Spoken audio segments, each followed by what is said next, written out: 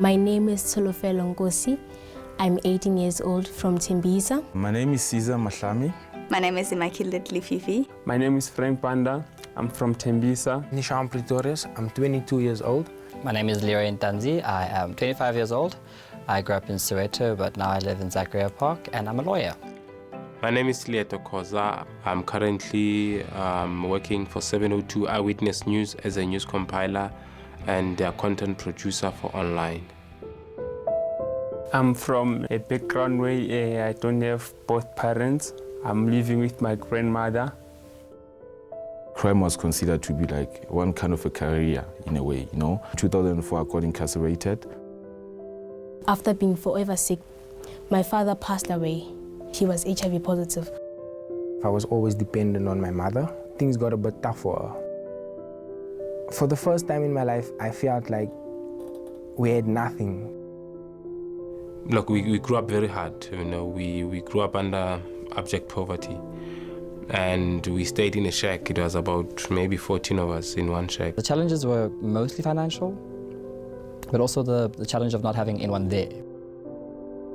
You become a parent at a young age, you know, because you have to care for them. You have to be the provider because your parents are not there. Living in that environment, obviously the life that you want to see will be like being a criminal, or because we'll be seeing them driving nice cars and you know, while other people in the community are starving, but they are living the lavish life. I wake up, go to school, and then when I get home, my aunt, if there's any, she cooks for us, but if there's nothing, then we try maybe to make ends meet or anything, maybe just to tell the brain, even if it's small, just to send the information that we've eaten something, even if maybe it's a bread. Then I wash the dishes. By the time maybe they're watching TV or something, I'm sleeping. And then when they go to sleep, I wake up. 9 o'clock I wake up, and then from that, I stay the whole night. Then go to school. Being in South Africa and not coming from a good background, it is very difficult because you don't get much information about things. When I was going through my primary school education, I mean, you just wanted to be a bank manager because that's all you were taught you'd ever be. You couldn't express anything beyond that because your scope of understanding wasn't that broad. So I don't know that you could be a television producer or a director or a lawyer for that fact. You know, it was always these very foreign things. When I got to varsity, I couldn't speak English that well. In the community that I come from, people have got like a very narrow mindset and they've got a very narrow vision on life.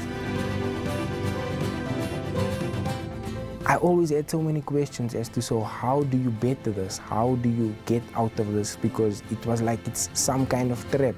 Like people only make it to a certain level and beyond that, they don't go. Now, when you talk about the way Tomorrow Trust, I just get excited. The quality of teaching that you get at holiday programs under Tomorrow Trust is actually well refined because they specialize in it. They have actually made that their focus. Their focus is education to make sure that they fill in that gap.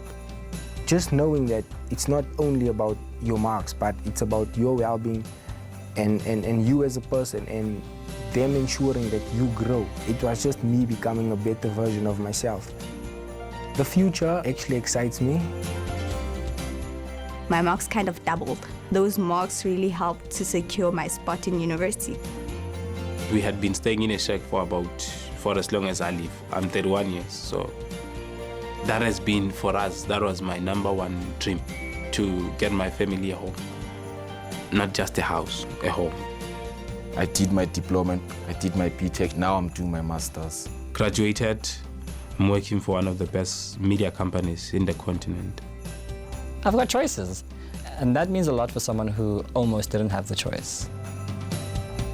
I'm a lawyer, but I can now choose not to practice. I can choose to go into corporate. In 5 years' time, do my MBA. It actually starts them from young age so that they can actually be entrenched into the system.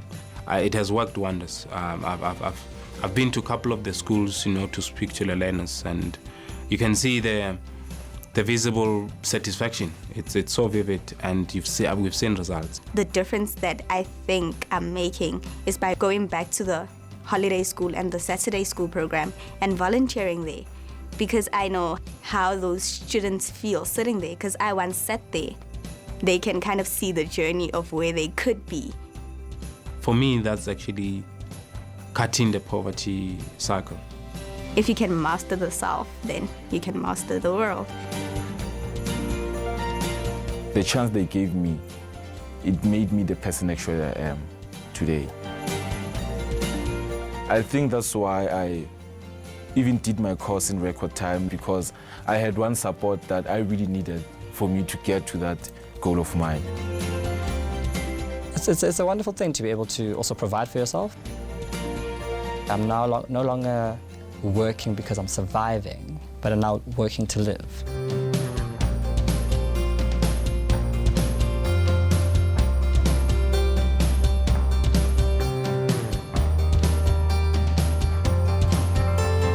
I'm really gonna make this. They gave me an opportunity and a chance that I really needed, and I grabbed it with both hands.